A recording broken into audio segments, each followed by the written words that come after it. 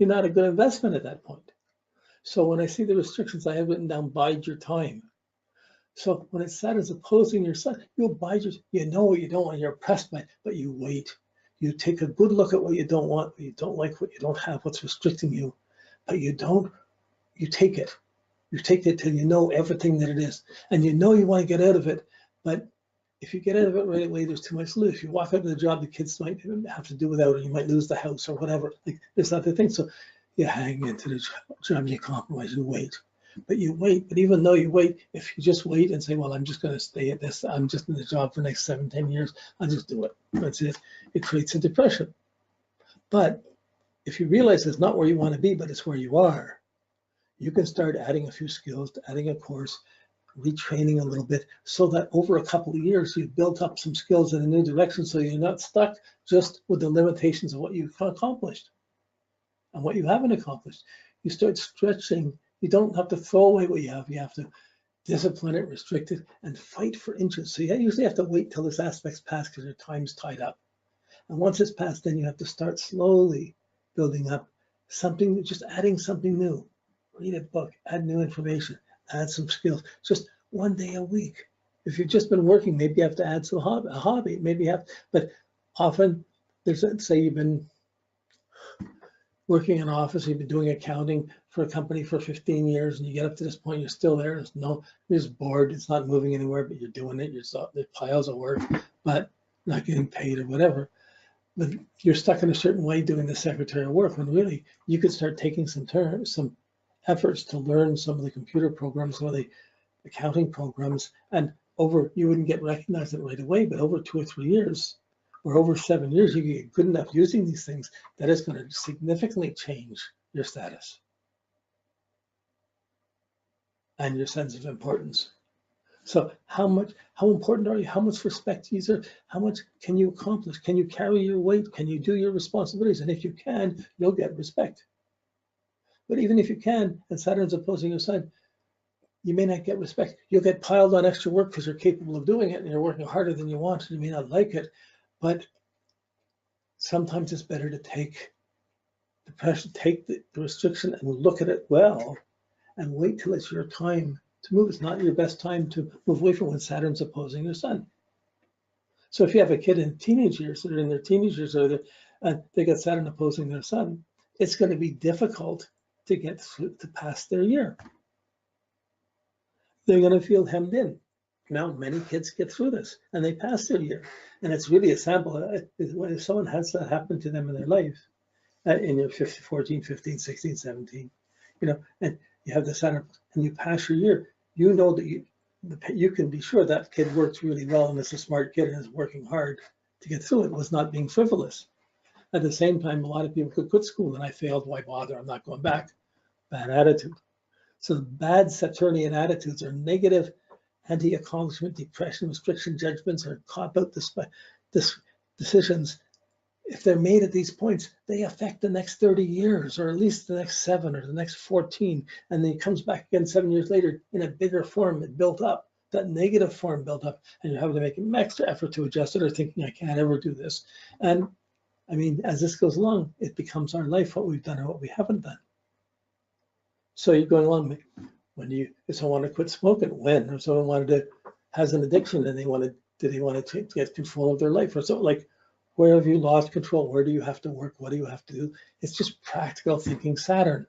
How healthy is your skin? How strong are your bones? How good is your posture?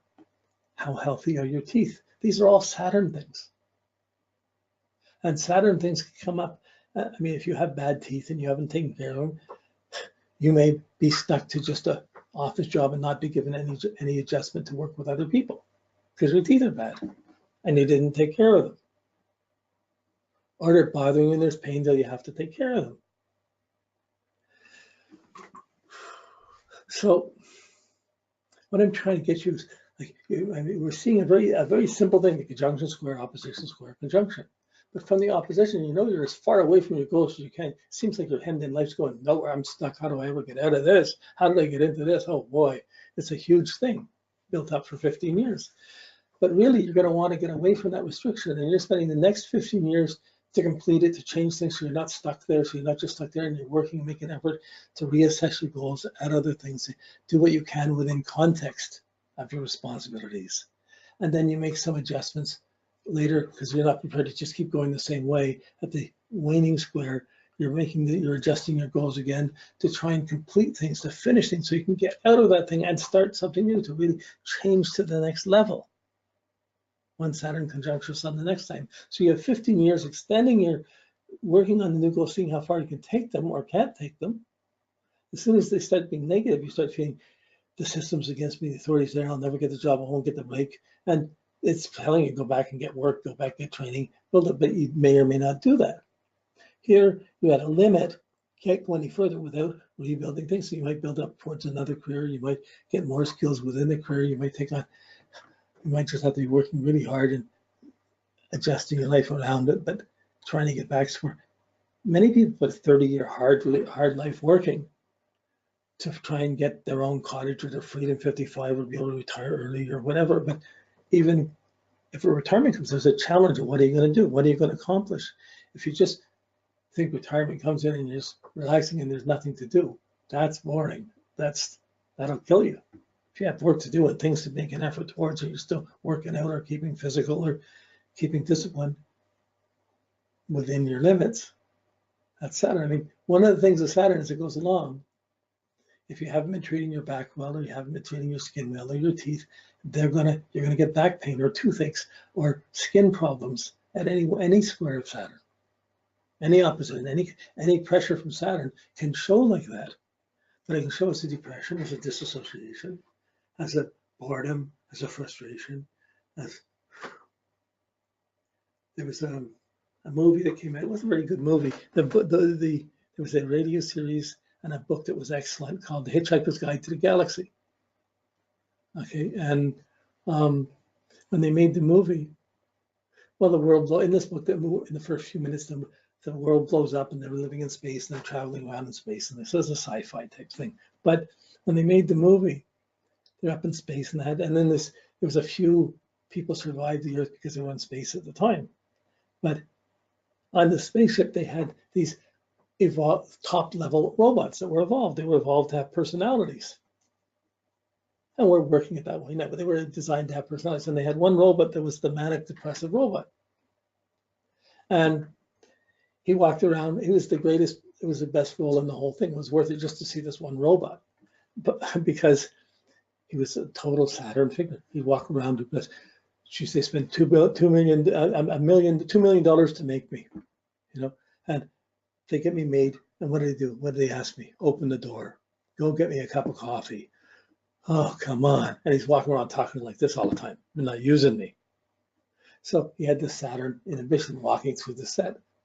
It's just one of these Saturn things. The other movies are Bergman films are all Saturn exercises of getting older and how you deal with time. So at each point of these things, you're 7 years older, you've matured, you've crystallized in life a bit more with what you've already done or haven't done. It's crystallized what you're known for, what you're respected for, what you're not respected for, what you've accomplished, what you've not. It's accumulated and crystallized on you, like a bend in a shell. When seashells have a bend. One second, just take a break for a second. I want to show you something.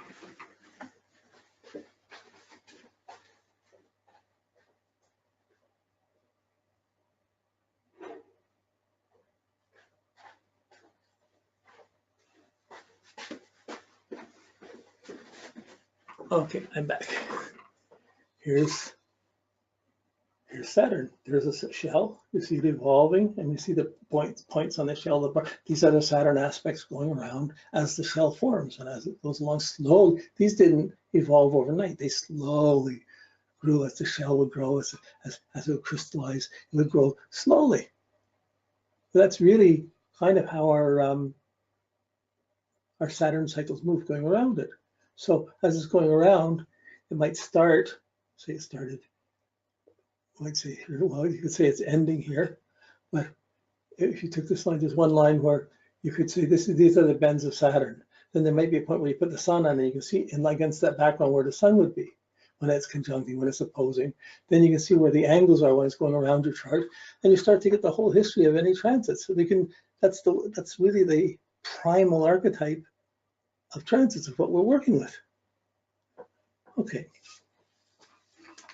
We're just separating it out. So instead of just seeing the natural thing where it's all mixed together, we're looking at one stream or one section along this at a time. It's a natural thing. It's not unnatural. It's totally healthy. If Saturn comes along and you're not feeling any restriction, no pressure, and you're riding it, something's wrong. You're not dealing with something. You're getting by without making the effort, and it will catch you up later on. It'll become an undertow of lack of achievement or inhibition later on. So if you don't know anyone's chart, but you know their birth date and their year or their age, if you know the birth date and age, you can pretty well get where all the planets, where you can get most of their charts. You can get the pattern type, the moon phase, and these things. But even if you just knew someone's birth date and their age, you can see the Saturn cycle where they are.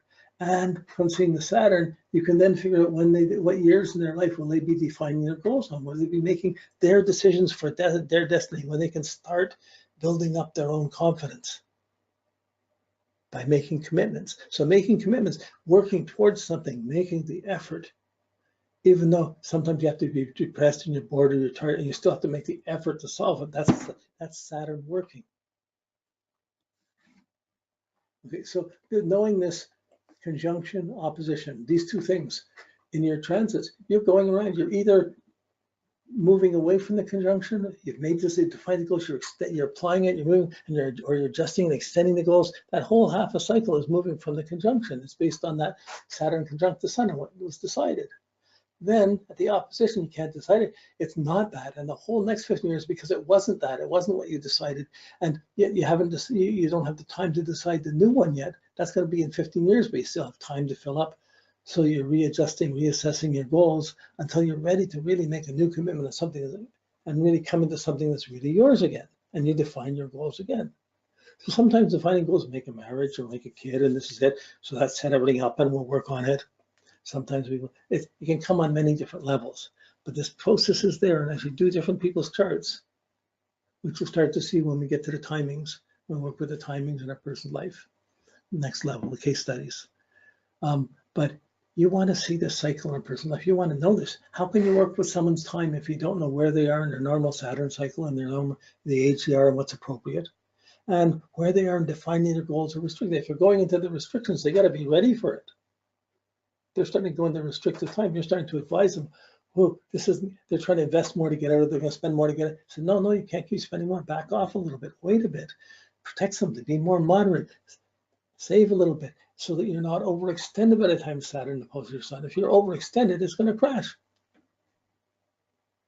And you'll have all kinds of negative Saturn repercussions, losses, failures, inaccomplishment, lack of respect, things you didn't pull off.